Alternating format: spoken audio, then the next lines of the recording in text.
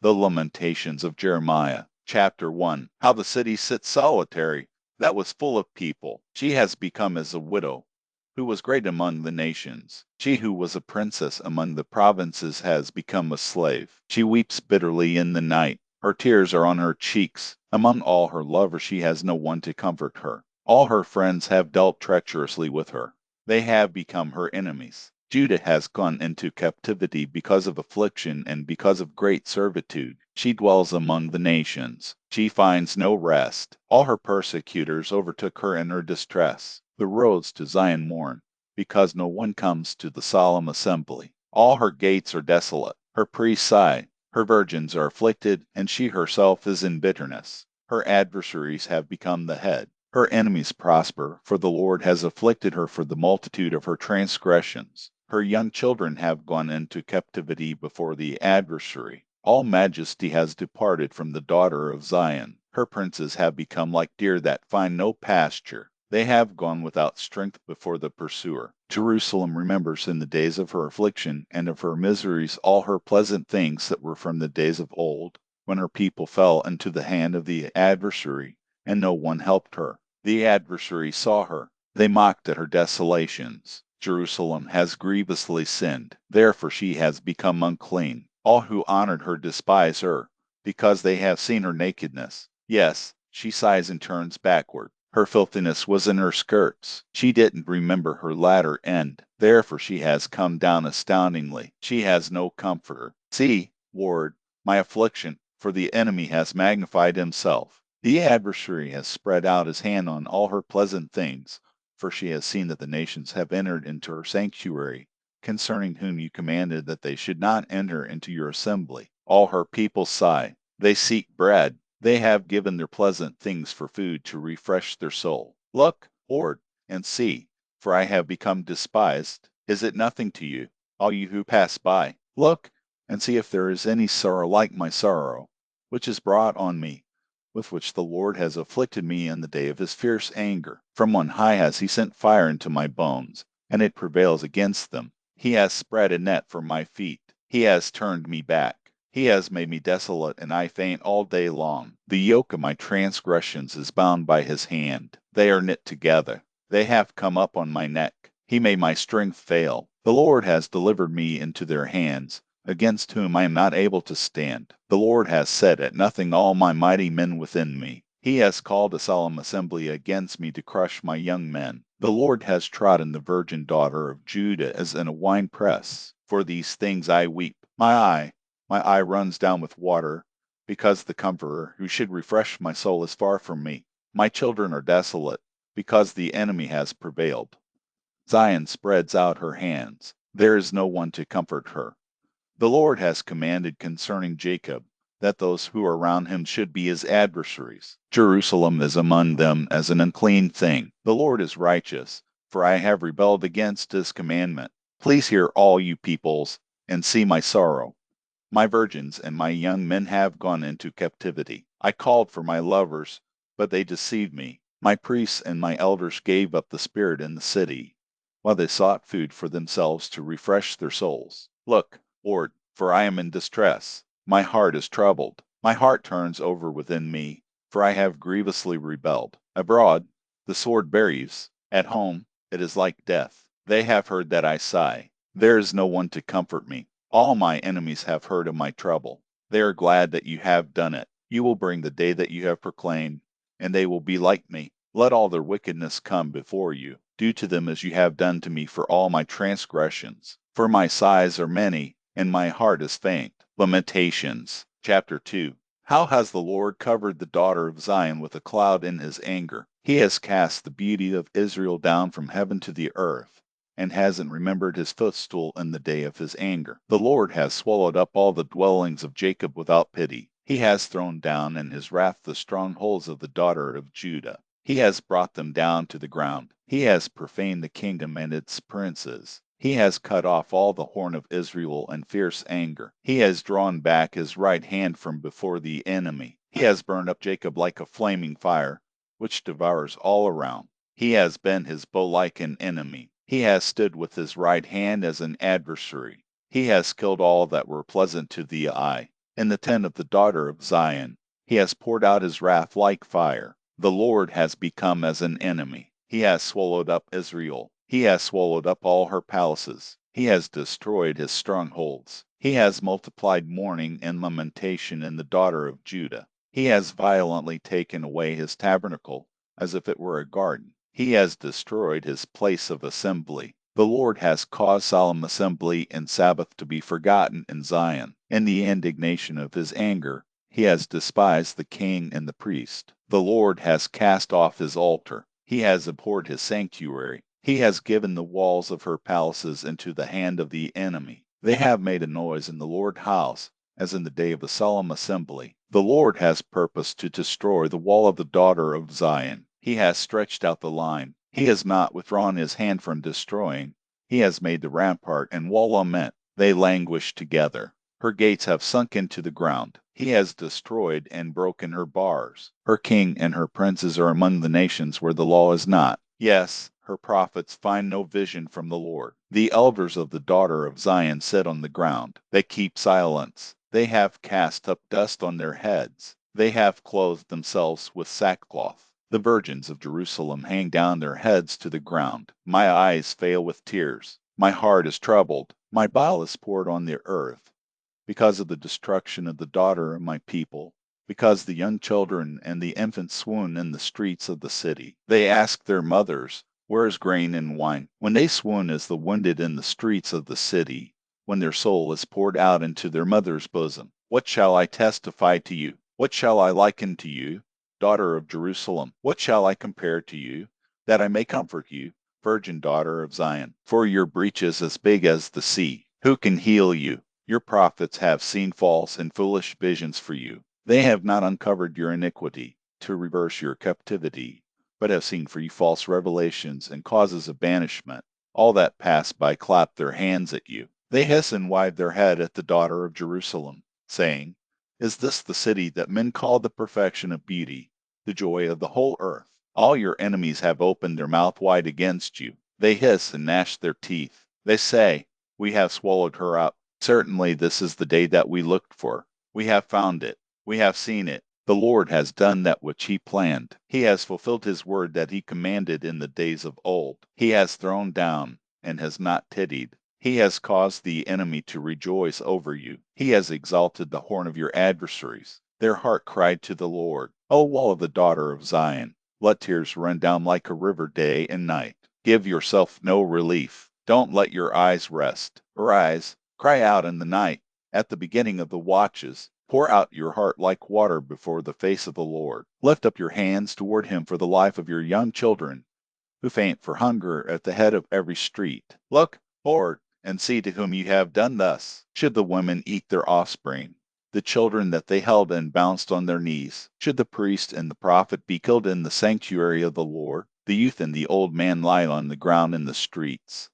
My virgins and my young men have fallen by the sword. You have killed them in the day of your anger. You have slaughtered and not pitied. You have called, as in the day of a solemn assembly, my terrors on every side. There was no one that escaped or remained in the day of the Lord's anger. My enemy has consumed those whom I have cared for and brought up. Lamentations, chapter 3. I am the man who has seen affliction by the rod of his wrath. He has led me and caused me to walk in darkness, and not in light. Surely he turns his hand against me again and again all day long. He has made my flesh and my skin old. He has broken my bones. He has built against me and surrounded me with bitterness and hardship. He has made me dwell in dark places, as those who have been long dead. He has walled me about, so that I can't go out. He has made my chain heavy. Yes, when I cry and call for help, he shuts out my prayer. He has walled up my ways with cut stone. He has made my paths crooked. He is to me as a bear lying in wait, as a lion in hiding. He has turned away my path and pulled me in pieces. He has made me desolate. He has bent his bow and set me as a mark for the arrow. He has caused the shafts of his quiver to enter into my kidneys. I have become a derision to all my people, and their song all day long. He has filled me with bitterness. He has stuffed me with wormwood. He has also broken my teeth with gravel. He has covered me with ashes. You have removed my soul far away from peace. I forgot prosperity. I said, my strength has perished along with my expectation from the Lord. Remember my affliction and my misery, the wormwood and the bitterness. My soul still remembers them, and is bowed down within me. This I recall to my mind, therefore I have hope. It is because of the Lord's loving kindnesses that we are not consumed, because his mercies don't fail. They are new every morning. Great is your faithfulness. The Lord is my portion, says my soul. Therefore I will hope in him.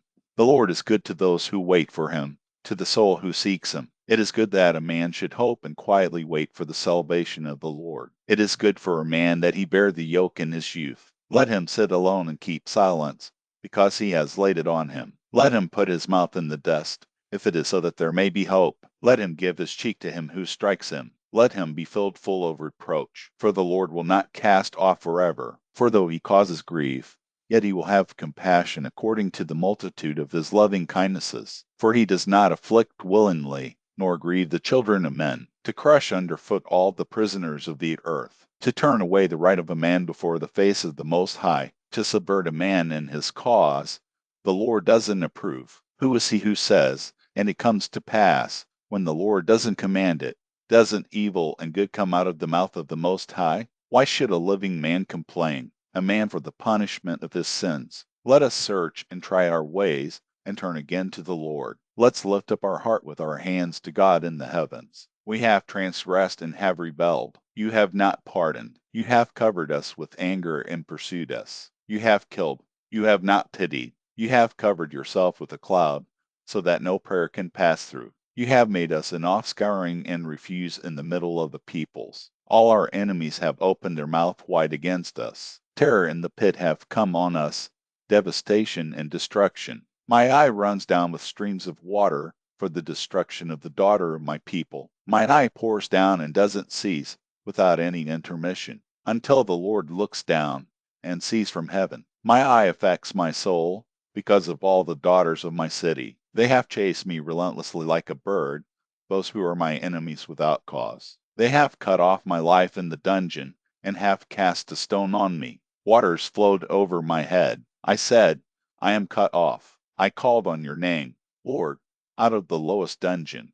You heard my voice. Don't hide your ear from my sighing and my cry. You came near in the day that I called on you. You said, don't be afraid. Lord, you have pleaded the causes of my soul. You have redeemed my life. Lord, you have seen my wrong. Judge my cause. You have seen all their vengeance and all their plans against me. You have heard their reproach, Lord, and all their plans against me, the lips of those that rose up against me, and their plots against me all day long. You see their sitting down and their rising up. I am their song. You will pay them back, Lord, according to the work of their hands. You will give them hardness of heart.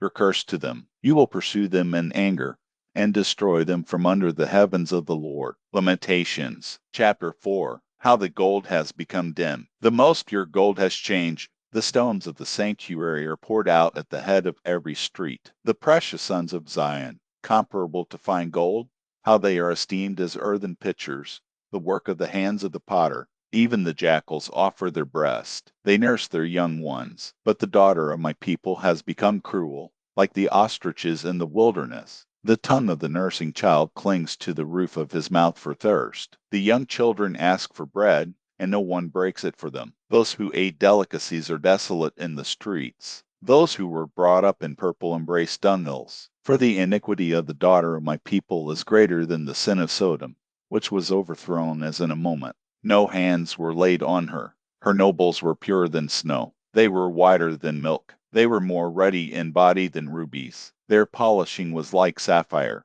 Their appearance is blacker than a coal. They are not known in the streets. Their skin clings to their bones. It is withered. It has become like wood. Those who are killed with the sword are better than those who are killed with hunger, for these pine away, stricken through, for lack of the fruits of the field. The hands of the pitiful women have boiled their own children. They were their food in the destruction of the daughter of my people. The Lord has accomplished his wrath. He has poured out his fierce anger. He has kindled the fire in Zion, which has devoured its foundations. The kings of the earth didn't believe, neither did all the inhabitants of the world.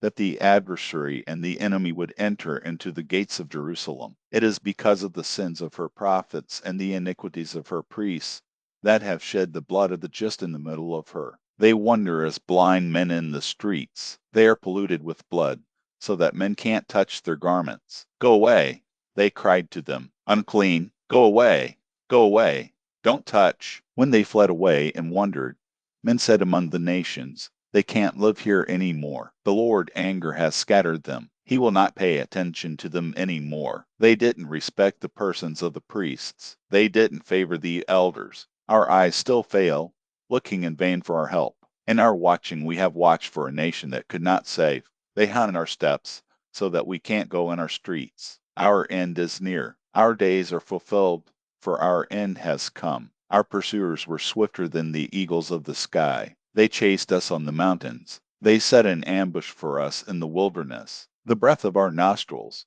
the anointed of the Lord, was taken in their pits, of whom we said, under his shadow we will live among the nations. Rejoice and be glad, daughter of Edom, who dwells in the land of Uz. The cup will pass through to you also. You will be drunken, and will make yourself naked. The punishment of your iniquity is accomplished, daughter of Zion. He will no more carry you away into captivity. He will visit your iniquity, daughter of Edom. He will uncover your sins. Lamentations, chapter 5. Remember, Lord, what has come on us. Look and see our reproach. Our inheritance has been turned over to strangers, our houses to aliens. We are orphans and fatherless. Our mothers are as widows. We must pay for water to drink. Our wood is sold to us. Our pursuers are on our necks. We are weary and have no rest. We have given our hands to the Egyptians and to the Assyrians to be satisfied with bread. Our fathers sinned and are no more. We have borne their iniquities. Servants rule over us. There is no one to deliver us out of their hand. We get our bread at the peril of our lives, because of the sword in the wilderness. Our skin is black like an oven, because of the burning heat of famine. They ravished the women in Zion, the virgins in the cities of Judah. Princes were hanged up by their hands. The faces of elders were not honored. The young men carry millstones. The children stumbled under loads of wood. The elders have ceased from the gate, and the young men from their music. The joy of our heart has ceased. Our dance is turned into mourning. The crown has fallen from our head. Woe to us, for we have sinned. For this our heart is faint. For these things our eyes are dim. For the mountain of Zion, which is desolate, the foxes walk on it. You, Lord, remain forever. Your throne is from generation to generation. Why do you forget us forever and forsake us for so long a time? Turn us to yourself, Lord, and we will be turned. Renew our days as of old. But you have utterly rejected us. You are very angry against us.